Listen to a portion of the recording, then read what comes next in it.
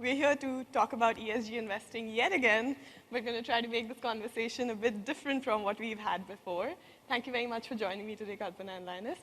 Let's start with setting the tone on what ESG investing really is and how are you getting the buy-in of internal stakeholders to sort of go along with that wave. Kalpana, if we can start with you. Sure. First of all, a very warm hello to all of you. It's wonderful to meet in person after a long time. So I love the question, why ESG? There are three reasons I'd like to touch upon quickly. The commercial, the regulatory, and impact. Three reasons why we must focus on ESG. First, ESG is a very commercially sound prospect. There's a lot of evidence now that shows that companies, entities which are leaders in ESG face a lower cost of capital, whether it is debt or equity financing. If you are a leader in ESG, chances are that you will face fewer regulatory fines and compliance issues of that nature. So again, financially it makes sense. On the market-facing side, chances are that you will have more market share, there'll be people wanting to buy your products, and so on and so forth. So essentially, both on the cost and revenue side, it makes sense for companies and entities to do ESG. Second, regulatory. A lot of regulators today are asking for disclosures, and you would need to disclose what you're doing in addition to your financial statements and so on. You need to also disclose on ESG. And third, impact. A lot of investors, shareholders, bankers, general public, in this era of greenwashing, they're like, gone are the days when companies can raise money and gain market share by just promising to do great things. Now people are like, no, we need to know what are you doing with the money or with our business dollars, what is the impact? So for these three reasons, ESG, commercially sound, regulatorily sound, impact sound investment strategy. Okay, Linus, for the man on the street and your clients generally, why is ESG important? How are you really bringing that into the conversation? So I think ESG is sort of the word of the year at the moment, or the term of the year. But it's actually sort of a challenge because of all the different standards. It's a challenge because of all these terms going out there. Everyone now claims to be sustainable or ESG friendly in some shape or form. I mean, we've all gone for the conferences where we're all given tote bags that says, I'm green, right? And we have 15 of those at home, But I think it still hasn't gone down to the level of an investor where they go, how do I think about the companies I invest in? And one of the steps that we have been taking is to communicate some of this, right? So we're trying to make it as conventional, sort of a principle, as much as you say PE ratio. We want our investors to be able to understand the opportunities and risks for companies in the ESG space. So we've started publishing equity research reports that incorporate that as well. So besides telling an investor, this is how much the company has made, this is what the company is doing, you also have an appendix that says, this is what in an ESG framework and relevant to this business sector, this is what the company is doing, and you as an investor can make up your own mind. Our reach is mainly to individual investors, across Asia, and therefore we feel this is important because this is where the action is happening, right? We've heard a lot of speakers that says wealth is being generated here, but production is also happening here. A lot of the challenges are happening here, and that's why we think it's important to get that sort of support. A lot of it has been top down, but we also want to get some measure of support from the bottom up. That's what I think. So conventional wisdom sort of says that Asia has always lagged the West in terms of disclosures and ESG awareness. Is that changing at all, especially with the pandemic, with the government push towards sustainability investment? So are you finding that disclosures are improving, and in which countries or which sectors are you seeing the disclosures really improve in Asia? So there is a perception in the market that Asia is the sleepy backwaters of ESG, that the movement which started in Europe will eventually make its way to the United States, and eventually at some point will make its way into Asia. Now, reality is a little bit different. Two quick points. Over the last 20 odd years, Asia has seen a lot of growth, unprecedented growth, but at some very high environmental and social cost to its environment and social fabric. Today, countries are changing that. So, for example, on the solar industry, China alone single-handedly made a huge investments in solar over the last 10 odd years.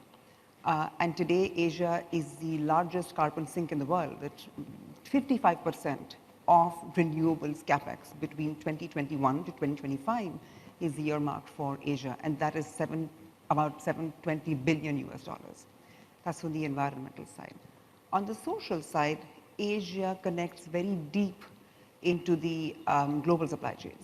So we are the manufacturing hub of the world.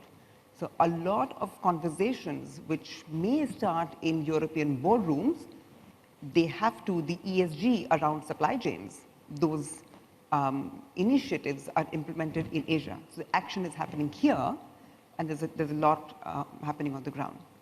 And third is really the global consumer today is very aware.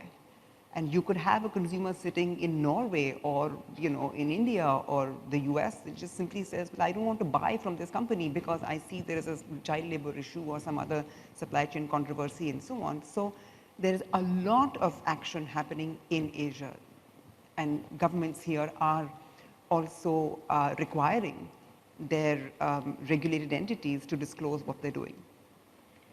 I think, I'll echo some of those thoughts. Initially, if we had this conversation 10 years ago, most people would be comparing, saying, how do conventional investments do versus ESG investments? Right. I think that conversation is less of a conversation now. I think people are genuinely interested in the spectrum of green investments that are available out there. People are asking questions of, what is the impact that this has, right? The dark green side or the lighter green side, negative screens. But there's a conversation now happening. I think for the retail investors, not quite yet, but that's also because a lot of the financial institutions are still working out processes, still working out the data streams. In terms of the listed companies, we are getting there. It's beginning to happen. Right now, there's still a gap in terms of people, because all this has come very quickly. And to train up the people that are involved in the ESG side of things, and then to dovetail into a conventional approach, which is what I believe. I believe that ESG investing will be conventional. As much as we talk about positive cash flow and P ratios and things that are healthy, the ESG will capture the negative externalities that are not being captured right now. That's what I think will happen. So when you're sort of poring over the sustainability reports of companies, are they left wanting, are they found wanting rather in any particular areas when it comes to disclosures? Are they disclosing more on the E side and less so on the S side or the G side? What do you find? I think that there is a tremendous gap in the market on how to measure, what to measure. Very huge gap in understanding what sustainability issues to first focus on. So what issues are financially relevant for your company to focus on, and then figuring out which KPIs or metrics really capture that bit of information, and so on. So let me give you an example. So in the current environment of climate crisis, one metric that everybody uses and should use is emissions-related metrics, GHG emissions. You have companies making grandstanding claims of how we will reduce carbon footprint. Okay, what does that mean? What do you mean when you are reducing carbon footprint? Okay, we will report on GHG emissions. Okay, is it scope 1, scope 2, scope 3? Is it absolute emissions or emissions intensity? If it is emissions intensity, which type of emissions intensity? Are those metrics SBTi approved, which is Science-Based Targets Initiative? And you can imagine, there are a whole host of very scientifically relevant metrics-related questions which companies just, the industry, financial markets just doesn't have the bandwidth to process and report on. So we are at a stage where there is very limited understanding in the market, and the market will mature. I don't have a doomsday, a view on it, but just even, for example, on the climate metric alone and emissions metric alone, I've just said the relevant questions which people just don't know, and hopefully it'll change. I mean, the bandwidth issue mentioned is very real, right? The average listed company now fills in 50, 60 surveys, one survey a week from different parties on their ESG track record, right? I think it's not so much the data, it's not the profusion of data, but rather what we look at, right? How do we take data and make it information, make it relevant, right? It has to be relevant to what the company is doing. It has to be relevant to what business activity the company is involved in. I've seen companies, and it's greenwashing in a sense, right? I've seen companies that are financial institutions tell me about how many air miles they're doing. It's irrelevant to me unless you were an airline company, right? Or a logistics company, or how much air conditioning you're using. I mean, honestly, those are vanity metrics, right? I think it's really important to look at what's relevant. So what's relevant is what business sector or what classification that company does, and then look at how we transit or improve on that, right? What was the relevant ESG sector that they're involved in? And there are also complex areas that simple metrics can't cover, right? I mean, at the moment, my colleagues and I, we're thinking hard about biodiversity, right? How do we sort of measure that? How do we grapple with that, right? You can't just take a satellite picture, and come up with a metric for that. So I think that there's some of the nitty-gritty that we're still still trying to work it out. It's not a simple solution, but I think over time, enough heads put together. And the good news is lots of us are thinking about it. Lots of different participants from different angles are thinking about it, right? The listcos are thinking about it. The regulators are thinking about it. The investors are thinking about it. And hopefully we'll find some sort of balance in that, discussion. So what metrics do you really look at to detect greenwashing? We have a question from the audience as well. How do we detect greenwashing, and what are fund managers doing to curtail that?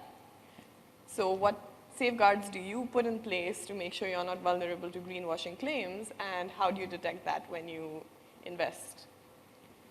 So on our end, I think, first of all, we look at it from a company perspective. What does that company do, right? So it's our belief that the greenwashing is not so much in fudging the numbers per se. It's more of giving you irrelevant information or irrelevant data.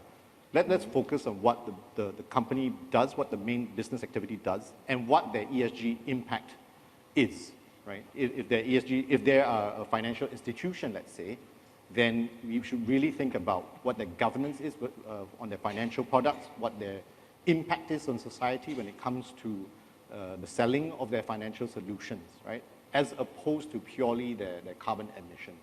So in a sense, we're trying to adopt a more holistic picture of a company. And that's, over the long term, when we look at a company, it's just like understanding what a company does, right? You read the management reports, very fundamental sort of investing methodology. Results, and more results. Data, and more data. So for example, we're a lender. We lend to companies who want to do ESG compliant trades. Great. So we say, okay, let us attach your deal or your company, this particular transaction, financial transaction, to the attainment of specific ESG metrics. So if we lend you $100, at the end of the day, what are we expecting to see in return? Given their industry, given their company at this point in time, and the strategy that they have, whatever their company is, we say, okay, this is where you are, this is your baseline, over the next 2 years, 3 years, 10 years, based on the financial product the DB is offering. Okay, so that is your runway, if you like, from a baseline of today for these 2 or 3 very carefully picked KPIs. and very carefully designed metrics corresponding to those KPIs. From today's baseline, you will reach what by tomorrow, by day after. So very specific targets, so we know, the regulator knows, the public knows, you know, if there is a press release associated with it that the company is releasing, you know, that this is what we are doing. With this money, we are here, we hope to achieve that target. And it's all very clear. Our judgment and our commitments on specific metrics, essentially. It all has to be quantitative, relevant. I feel like in the ESG ecosystem, there are lots of potential spaces where you could find greenwashing, right? So you have Article 8 funds, for example, that have seen 30 billion in outflows in the past quarter because investors are like, just funds promoting sustainability, what does that really mean? Or you have the SEC looking at index providers and how they're sort of greenwashing their gauges, essentially. How are you really avoiding all those claims or avoiding putting your investors' money into these things that could potentially have greenwashing allegations against them? Couple of things. I mean, first, I mean, you know, you have to, again, as we were saying, focus on specific results. Do not, and that's what we tell our clients all the time, that it's best not to try to have quick sound bites. Okay, there is one particular ratings agency which comes along and tells you that this ETF is rated as, or this company is rated as an A or a B or a C. It's much more complex than that. So it's much better to go right down to the transaction level, even for ETFs which have underlying, you know, or even for funds or fund managers who have underlying assets, but go to that underlying and then and there are methodologies where you can very clearly associate the underlying's ESG attainment with how the portfolio is constructed. Otherwise, we also have what's called portfolio greenwashing. It's not just greenwashing at an entity level, but entire portfolios are considered to be or labeled to be green when indeed they're not. It's just a matter of tilting or just a matter of structuring in a certain way. Things look quite different. And unless as investors, you are skeptical and you say, hold on, let me scratch the surface a bit and see what's happening under that, under the hood. And the markets are structured that way. People are incentivized to make themselves look far more green or sustainable than they actually are. So just bell the cat and say, I want evidence. I want data, evidence on methodologies and so on what you're measuring, how you're aggregating that to the fund level and the portfolio level and so on and so forth. But skepticism is, enlightened skepticism is very, very important. Okay, Linus, I'm aware we're running out of time. So my question to you is, what is the next bubble in ESG investing? Please what is the next? Enlighten us. Well, I mean, I think that there's a danger in terms of the term ESG in the sense that it's become so wide and all-encompassing, right? You know, food security is being banded in, healthcare, everything's being banded in. So obviously with such a large bandwagon of investments, you know, there's this sort of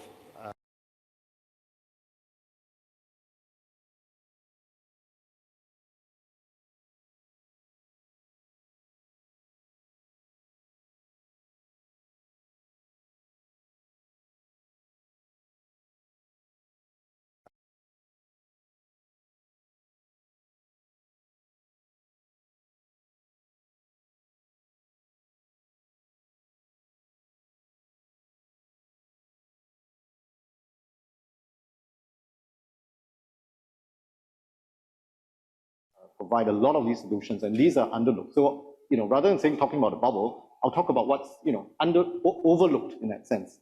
And these traditional companies do provide very strong credentials in terms of providing those urban solutions and solving many of our problems.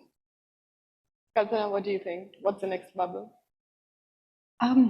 Potentially every trade, every industry could be a bubble, but I think it's good to think of ESG as a punctuation mark in financial markets. It is going to be a fundamental paradigm shift in how we think about business. For example, think of KYC in the past, 20, 30 years ago. There was no KYC. Today, you can't do business without it.